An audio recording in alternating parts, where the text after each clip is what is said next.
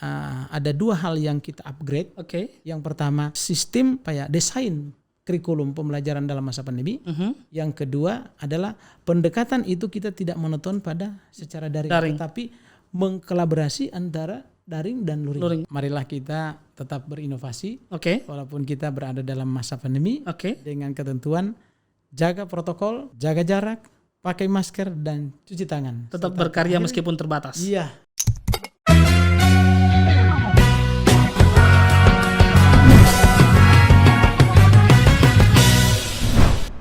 Yuk ambil posisi garis depan saat ini bersama Kepala Dinas Pendidikan Kabupaten Gorontalo Utara, Pak Irwan Usman. Ya, terima kasih. Assalamualaikum Pak. Waalaikumsalam warahmatullahi wabarakatuh. Apa kabar hari ini? Ya, alhamdulillah. Sebelumnya minal aidin wal faizin dulu. Ya, minal aidin wal faizin, walaupun mungkin sudah momennya lewat ya. Iya. Tapi masih ada hari raya kurban nanti. Iya. Oke. Mungkin kali ini kita membahas soal bagaimana eksistensi pendidikan di Gorontalo Utara, khususnya di masa pandemi. Karena memang kita ketahui semua sektor itu mengalami keterpurukan di masa pandemi ini, baik dari tahun 2020 sampai 2021. Ya, kita tahu belum selesai juga ini masalah pandemi.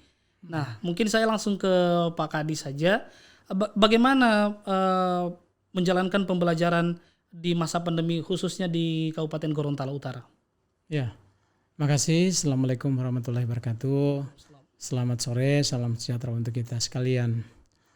Memang kalau dilihat topik ini agak menarik. Ya. Kenapa? Karena memang kita tidak bisa pungkiri bahwa perhatian masyarakat, bahkan semua kalangan, tidak menutup kemungkinan masyarakat paling bawah pun melihat kondisi bahwa pandemi COVID-19 ini adalah sebuah fenomenal yang membutuhkan energi kita untuk harus menyikapi dengan sebuah tindakan nyata.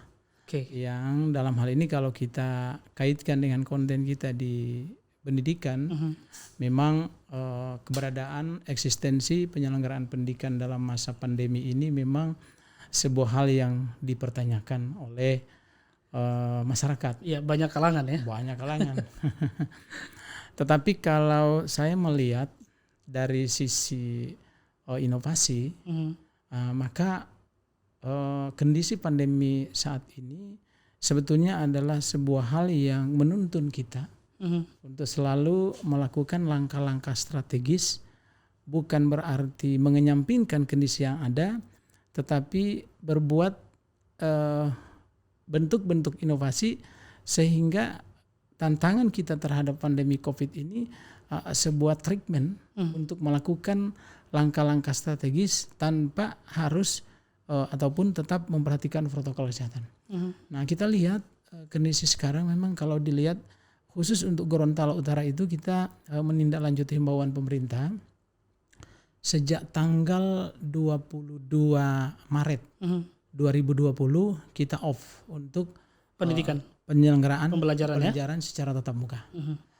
Ini bukan berarti pendidikan di Gorontalo Utara itu dalam kondisi diam atau vakum. Memang kalau dilihat bahwa pemerintah itu memberikan alternatif, apakah melalui daring atau dengan konsep luring dalam luar jaringan. Nah, inilah yang secara teknis ini kita lakukan dalam tataran implementasi penyelenggaraan pendidikan dalam wilayah kewenangan kami dari TK PAUD, SD dan SMP, termasuk program kesetaraan. Nah, sekarang mungkin selalu orang bertanya, bagaimana sisi kualitas penyelenggaraan pendidikan pada masa pandemi dan sebelum pandemi?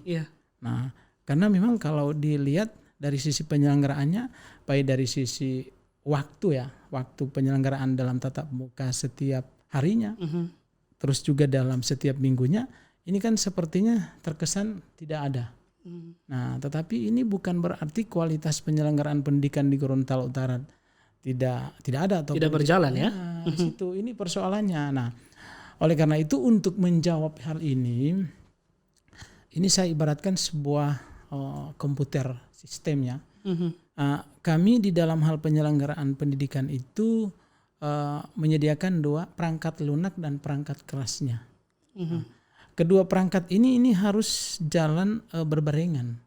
Nah, yang kami maksud ini cuma dalam konsep pendekatan saja menurut kami, bahwa kami kemarin itu melakukan pendekatan sekolah kreatif. Nah, sekolah kreatif ini adalah sebuah konsep pengembangan program yang terintegrasi dengan kebijakan secara nasional. Tetapi di dalam tataran teoritis dan pendekatannya, kita menggunakan istilah yang saya sampaikan, ibarat kita menggunakan sebuah komputer. Kita harus siapkan hardware-nya dan software-nya.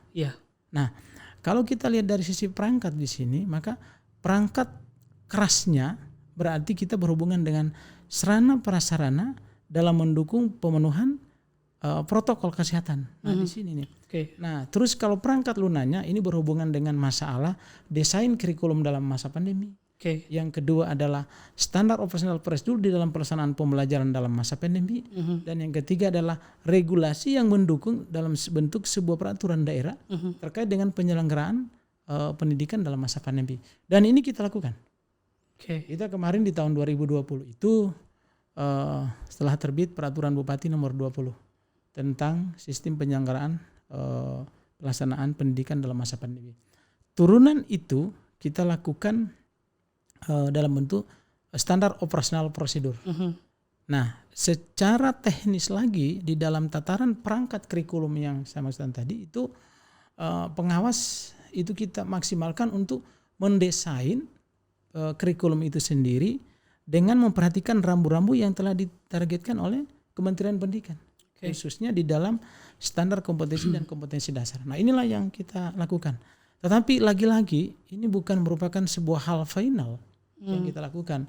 Kami kemarin itu kerjasama dengan UNG untuk melakukan survei tentang dari sisi kelayakan apakah pendekatan sekolah kreatif dengan memaksimalkan yang saya sampaikan tadi, software dan hardware-nya itu bisa maksimal memberikan kontribusi positif terhadap pelaksanaan penyelenggaraan pendidikan khususnya di dalam masa pandemi itu sendiri. Dalam konteks bahwa ini bisa terukur kualitasnya.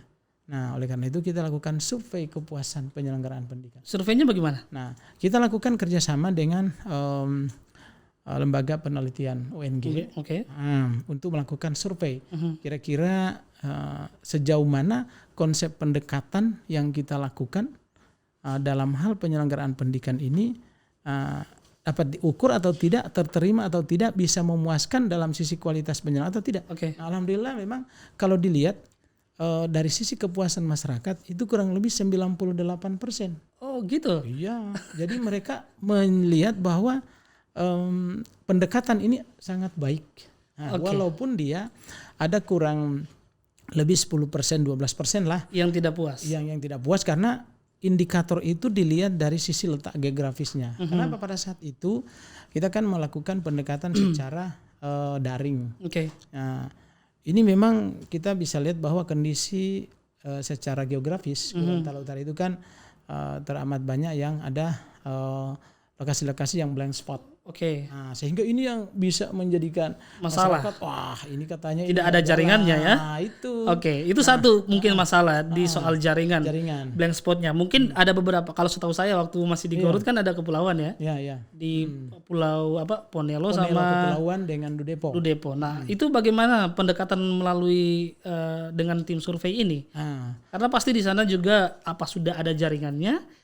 Bagaimana kondisi masyarakatnya di era pandemi, kita tahu semua, jangankan sektor pendidikan, masyarakatnya pun itu bisa dibilang terpuruk. Iya, memang kalau dilihat goal yang ingin dicapai di dalam survei itu berorientasi pada strategi pendekatan sekolah kreatif di dalam menyikapi pada kondisi masa pandemi ini bisa memberikan kepuasan terhadap masyarakat, sehingga dari sisi apakah ada jaringan atau tidak, blank spot atau tidak, bahkan ada yang kalau istilah kami titik tumpul, tumpul, memang sama sekali dia tidak ada jaringan. Nah, ini bisa dalam hal ini hasil survei itu juga memberikan dampak bahwa perlu ada konsep kolaborasi antara daring dan luring. Nah, oleh karena itu berdasarkan hasil survei itu kita ada 2 hal yang kita upgrade.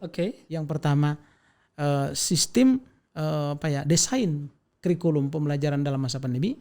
Yang kedua adalah pendekatan itu kita tidak monoton pada secara daring. Tapi mengkolaborasi antara daring dan luring. Jadi ada konsep di mana ini mungkin guru-guru berkunjung ke rumah para murid begitu? Iya. Itu sudah diterapkan di sini juga di Gorontalo Utara. Ya sudah, dan itu hasil survei kita. Kemarin kan kita lebih fokus melihat pada sisi daringnya saja, karena mungkin takut tuh.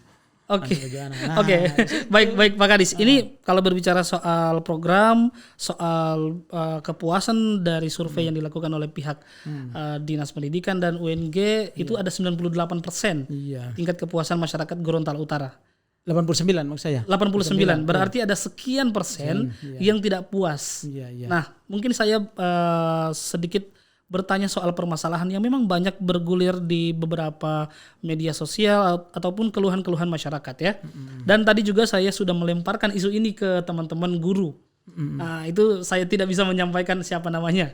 Tapi ada nanti saya bacakan beberapa keluhan. Yang pertama, pembelajaran daring ini ada sisi positifnya.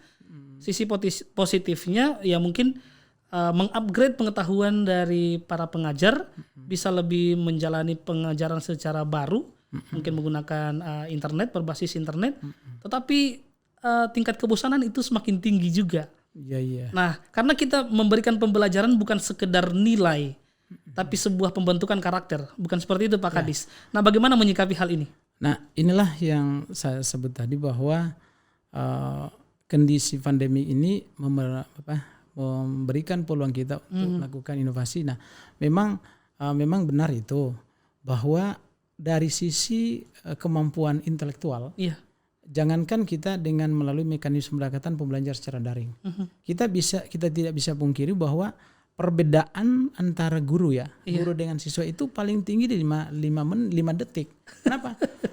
Akses internet, informasi melalui media online ini kan kapan saja mereka bisa akses.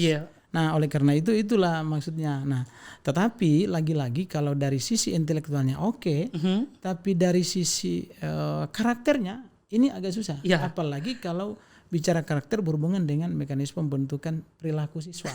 Ini secanggih apapun, mohon maaf secanggih apapun itu alat teknologi, tetapi kalau bicara pembentukan karakter, itu sulit digantikan posisi guru di depan kelas. Guru dosen pun tidak bisa digantikan. Ini yang jadi masalah sebenarnya. Bagaimana cara mengantisipasi? Mungkin Dinas Pendidikan bekerja sama dengan Kementerian Agama? Nah, memang kalau dilihat itu kalau kita bicara orientasi Kementerian Agama lebih banyak berada pada konsep akhlaknya. Tapi kalau kita keluar dari sistem itu, kita bicara karakternya, maka di dalam akhlak itu termasuk karakternya termasuk di dalam akhlaknya. Nah, kalau kita bicara karakternya, maka tidak menutup kemungkinan bahwa kami lakukan langkah-langkah. Maka konsep pertama yang dilakukan itu tetap kita mengkolaborasi antara daring dan luring. Ketika dilihat bahwa ini perlu ada kunjungan ke rumah, maka kita kunjungi ke rumah. Dan itu dari sisi pembiayaan memang khususnya dari dana bantuan operasional sekolah, itu memang sekolah sudah mengalokasikan bimbingan belajar di rumah. Operasionalnya ditanggung oleh sekolah. Nah, itu yang dilakukan. Apakah itu dalam bentuk transport, apakah itu dalam bentuk peralatan ATK dan makan minumnya. Nah, itu ditanggung. Nah, inilah upaya kita untuk melakukan mengantisipasi apa yang menjadi kekhawatiran bahwa apapun alasannya karakter itu tidak bisa memang kemarin itu kan dilema. Misalnya kalau anak ini contoh yang paling kecil, ketika anak kita ajak dengan video call misal, ditutup saja videonya, dia nggak tahu apakah dia nari-nari kan gimana, kita tidak tahu. Dia tahu. Nah, sekarang kan bisa diakali begitu. Bisa diakali. Nah, inilah yang saya sampaikan tadi bahwa dari sisi kemampuan intelektualnya dari sisi perilakunya jadi kalau dilihat dari kognitifnya, Oke. afektifnya, dan psikomotornya. Nah, kalau kognitifnya oke bisa dibentuk. Kalau afektif dan psikomotornya, nah ini memang menurut saya perlu ada satu. Nah, oleh karena itu langkah di 2020 itu ini merupakan sebuah hal yang kami lakukan untuk memperkuat ya pondasi landasan konsep pendekatan di 2021. Nah, oleh karena itu kemarin setelah melakukan tahapan tadi, mulai dari perbubnya sudah ada, standar operasional sudah ada, desain kurikulumnya sudah ada. Nah, kita memang direncanakan itu tanggal 28 Januari kita sudah on tatap muka. 28 Januari 2021. Iya, 2021. Dan kita satu-satunya kabupaten yang pertama untuk menggaungkan itu. Sampai sekarang. Nah, jadi begini. Historisnya seperti itu kan. Kita sudah kerjasama dengan Polres Gorontalo Utara. Kita sudah kerjasama dengan Kodim. Gorontalo Utara. Kita juga sudah kerjasama dengan Kejaksaan. Dan secara teknis dalam satuan pendidikan kita sudah maksimalkan dengan komite sekolah, orang tua, bahkan kita sudah buat simulasinya. Sehingga tanggal 8 Januari itu kita on time untuk melakukan pembelajaran tatap muka. Tetapi lagi-lagi itu ada himbauan dari pemerintah, dalam hal ini gubernur, bahwa di dalam rangka melakukan antisipasi penularan COVID-19 untuk tidak membuka sekolah. Nah, gitu. Nah, sekarang lagi-lagi juga kami tidak juga berhenti di situ. Kenapa? Karena tujuan utama itu bukan pelarangan untuk kita sekolah. Ini yang perlu paradigma yang harus kita rubah ya. Kita rubah. Jadi pemerintah itu bukan melarang sekolahnya, tetapi jangan sampai dengan adanya pelaksanaan sekolah itu akan timbul klaster baru dalam hal penularan COVID. Nah, kalau seandainya dimungkinkan bahwa sekolah itu melaksanakan pembelajaran dengan memberikan jaminan bahwa tidak terjadi klaster penyebaran COVID, apa salahnya kita lakukan? Di situ. Sudah dicoba tidak, Pak? Nah, oleh karena itu desain tatap muka kita kembali lagi ke desain awal. Jadi pendekatan sekolah kreatif. Nah, kenapa kita lakukan pendekatan sekolah kreatif? Ini terintegrasi dengan kebijakan secara nasional. Kita hari ini agak lompat sedikit dari materinya. Kita hari ini kan melihat bahwa Mas Menteri selalu menggerakkan sekolah penggerak. Terus guru penggerak. Orientasinya di situ adalah ada dua, inovasi dan kemandirian. Nah, dari konsep ini yang kami adopsi supaya konsep pengembangan pendidikan dalam masa pandemi terintegrasi dengan kebijakan nasional. Nah, kita lakukan itu untuk mendesain itu, tapi ini minta maaf bukan berarti kita melanggar ketentuan. Nah, kan di dalam panduannya, dalam SOP-nya dibatasi 50%. Bukan berarti 50% itu harus siswa sekolahnya. Tetapi jangan sampai ketika 100% dibuka sekolahnya terjadi klaster. Nah, di situ kan. Nah, kita melihat ukuran di dalam panduan nasional itu kan bukan ukuran Gorontalo. Itu ukuran standar Jakarta. Yang dilihat di sana mungkin 45 satu kelas. 32 satu kelas. Nah, kita di Gorontalo Utara ada yang hanya 10. Kalau ketika kita buat 10 berarti 55. Nah, sekarang persoalannya minimal jarak itu 1,5 meter. Bukan berarti 1,5 meter di ukuran 45, tapi hari ini kita hanya 10.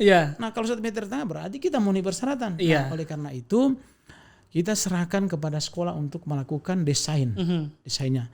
Sehingga ada sekolah yang melakukan proses pendekatan, proses pembelajaran itu tetap menggunakan ruang kelas.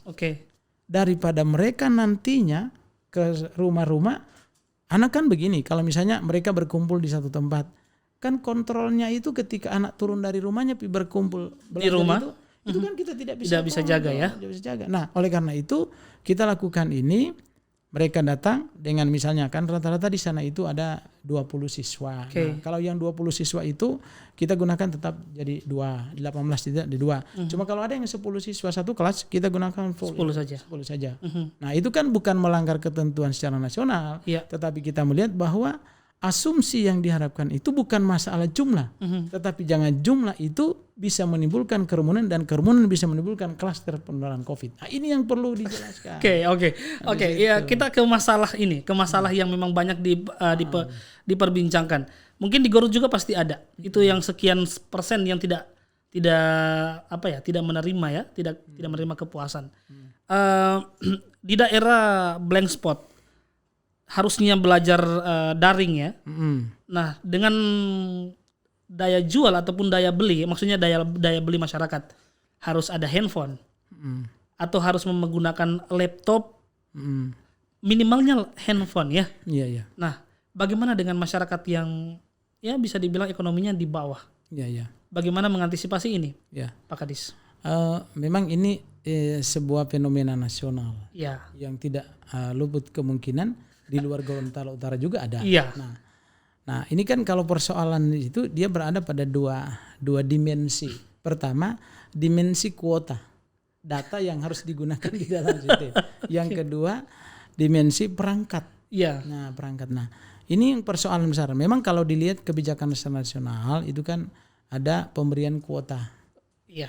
Itu sudah berlaku, sudah berjalan. Nah, persoalannya adalah perangkat bagaimana. Nah, oleh karena itu di masing-masing sekolah itu ada program penyediaan tab di sekolah yang memang program itu sebelum pandemi sudah ada. Nah, ini yang dimaksimalkan.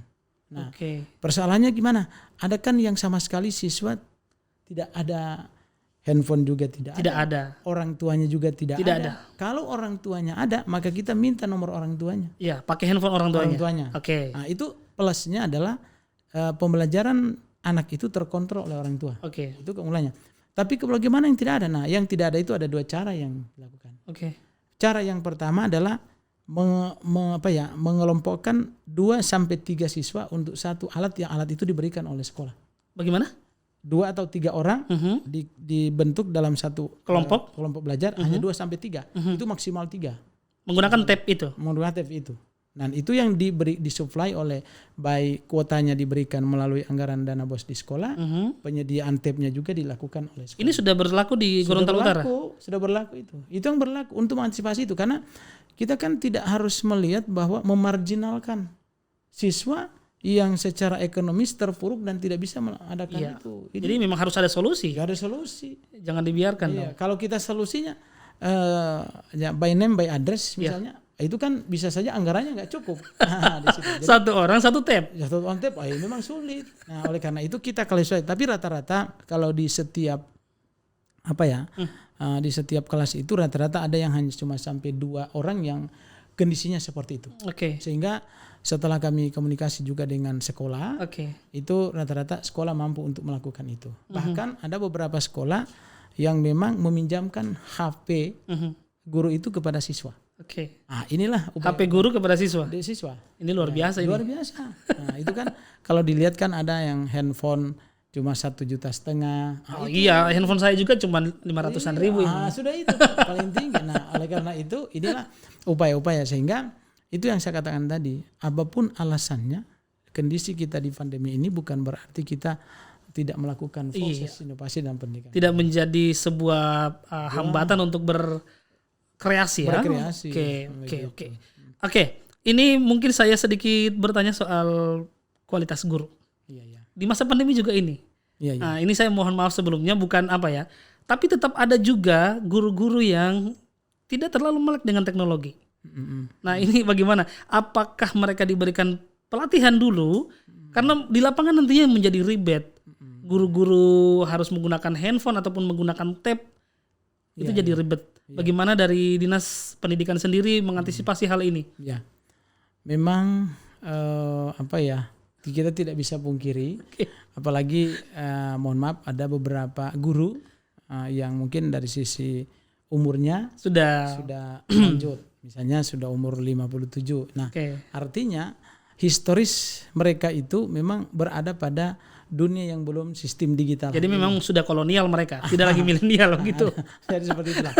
Tetapi itu kalau saya persentase mungkin hanya 0,% lah. Yang memang itu bisa. Tetapi lagi-lagi walaupun bukan dalam kondisi guru yang hidup dalam zaman milenial. Ada juga yang Ya ada juga. Nah, oleh karena itu kemarin kita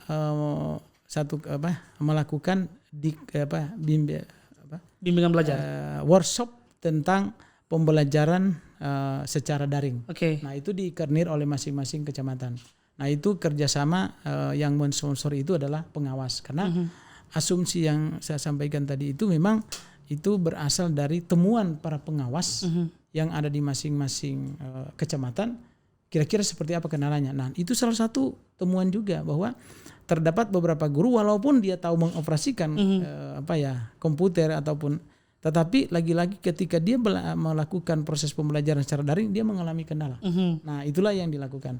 Tetapi kita tidak bisa pungkir juga tetap masih ada. Tetapi kalau secara keseluruhan kendala itu ada, tapi kita bisa atasi. Kenapa? Karena rata-rata teman-teman guru itu ada handphone. Karena berarti mereka jangan handphone yang cuman kecil-kecil ini. Iya. Tetapi itu kita kemarin bekerja sama dengan pengawas melakukan bimbingan teknis dan workshop pelaksanaan pembelajaran dalam masa pandemi. Orientasinya di situ. Nah, jadi kita bukan cuma bagaimana memberikan edukasi terhadap guru untuk mengoperasikan komputer atau handphone di dalam hal pelayanan pembelajaran dalam sistem online, tetapi itu kami juga memberikan menu-menu pendekatan yang bisa dilakukan di dalam hal penyelenggaraan proses pembelajaran, khususnya di dalam pencapaian standar kompetisi dan kompetisi dasar. Dan ini alhamdulillah ini tidak ada kendala, sehingga kalau mungkin ini fenomena nasional, tapi untuk Gorontalo Utara kita bisa minimalisirkan di situ. Oke. Soal kolaboratif antara pembelajaran daring dan luring yang tadi dikatakan pembelajaran kreatif, berapa persen untuk daring, berapa persen untuk luring? Ini bagus ya. Itu memang konsep pendekatannya adalah kolaborasi antara daring dan luring. Tetapi sifatnya itu kondusif. Oke. Nah, kenapa saya bilang demikian? Sifatnya kondisional ini begini. Ketika di tempat itu tidak ada jaringan, maka dia full luring. Oke. Nah, ketika di tempat itu ada yang terindikasi positif COVID, maka off. Daring. Kita secara daring. Oke. Nah, disitulah. Jadi disesuaikan dengan zonasi. Ya, jadi memang begitu.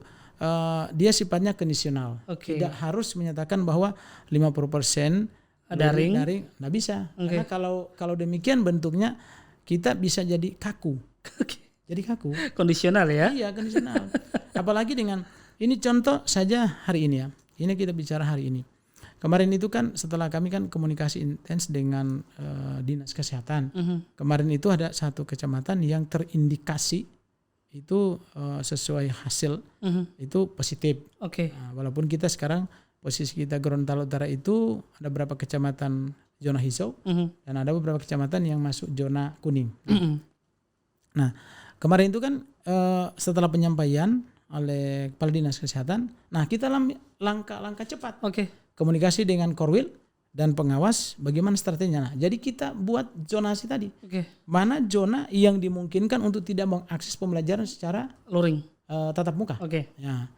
Nah, oleh karena itu dilihat dari sisi zonasinya, ada kurang lebih 3 sekolah yang memang sama sekali kita harus off selama 14 hari untuk melakukan pembelajaran secara daring. Nah, inilah yang saya sampaikan tadi bahwa kondisi ini bersifat situasi ini bersifat kondisional. Jadi memang tidak berapa persen untuk luring, tidak berapa persen untuk daring. Seperti itu, iya. Oke, itu memang cukup bagus solusinya. Cuman begini, ada beberapa pernyataan saya lempar ini isu. Katanya kalau belajar daring itu biasanya yang ngisi jawaban itu emak dan bapaknya. Ini saya cukup geli tadi membaca karena saya lempar bagaimana pendapat kalian dengan pembelajaran daring. Langsung mereka jawab bahwa biasanya anak-anak itu cuman makan, duduk di belakang, mamanya yang ngisi. Setelah itu kan kasih kertas antar ke sekolah. Bagaimana soal dan tanggapan ini dari Dinas? Ini memang sebuah kebenaran. Sehingga saya selalu menyatakan bahwa untuk melakukan ukuran sebuah dilema ini sebenarnya. Sebuah dilema karena itu yang saya katakan dari awal tadi bahwa tidak menutup kemungkinan ketika kita lakukan lewat video call, terus ditutup itu orang tuanya yang kerja. Iya. Tapi kebalikan juga ada yang malahan orang tua itu terbebani dengan kondisi itu. Sangat terbebani. Iya, Anda terbebani. Sehingga kalau kemarin itu kurang lebih tinggal 3% yang mau pembelajaran daring. Iya. Di penghujung Desember itu kita lakukan lagi survei internal kita Dinas Pendidikan. Itu kurang lebih tinggal 3% yang mau pembelajaran daring. Nah, ini bagaimana? Nah, itu Harus jadi dilakukan. kita harus lakukan secara tatap muka. Mereka nggak mau lagi untuk Apapun terserah apapun mau agama. virus corona. Ya itu. Orang tua sudah tidak peduli Nggak lagi. perlu lagi. Nah, oleh karena itu langkah yang kita lakukan tanggal 8 itu. Oke. Tapi kan lagi-lagi kita. Tapi alhamdulillah hari ini kita untuk pembelajaran secara tatap muka itu, makanya kan dari kabupaten lain selalu lempar di media dialog itu tatap muka. Kalau kami namanya pendekatan sekolah kreatif, tapi esensinya itu adalah tatap muka. Oke. Jadi seperti itu. Ini harus juga dipromosikan, diberikan edukasi ke masyarakat dan ke halayak banyak bahwa Gorontalo Utara sudah menerapkan ini sejak lama. Lama. Oke, baik. Seperti itu. Pembahasan kita ini cukup berputar di soal pembelajaran daring dan ternyata di Gorontalo Utara sudah sangat efektif. Mungkin memang banyak masalah-masalahnya yang soal guru yang untuk menguasai teknologi, terus orang tua yang terbebani, orang tua yang mengurusi anak. Karena ada orang tua yang sibuk di kantor itu yang jadi masalah. Salah. Dan itu benar karena apalagi dengan kesibukan orang tuanya di kantor. Iya.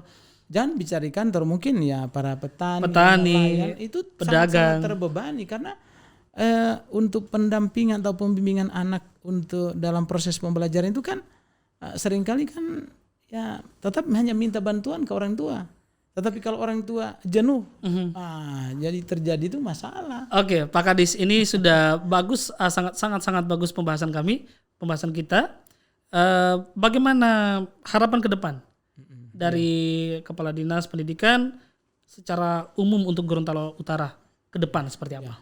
Jadi terkait dengan kondisi hari ini, kami sudah buat desain peta pendidikan Gorontalo Utara dalam masa pandemi. Oke. Jadi konsep dasar yang kita lakukan hari ini mungkin sebagai bentuk sosialisasi kepada masyarakat, khususnya masyarakat Gorontalo Utara, bahwa desain pengembangan pendidikan dalam peta konsep pengembangan pendidikan yang berkualitas di Gorontalo Utara itu yang pertama kita mengkolaborasi antara kebijakan secara nasional dan kebijakan secara kedaerahan.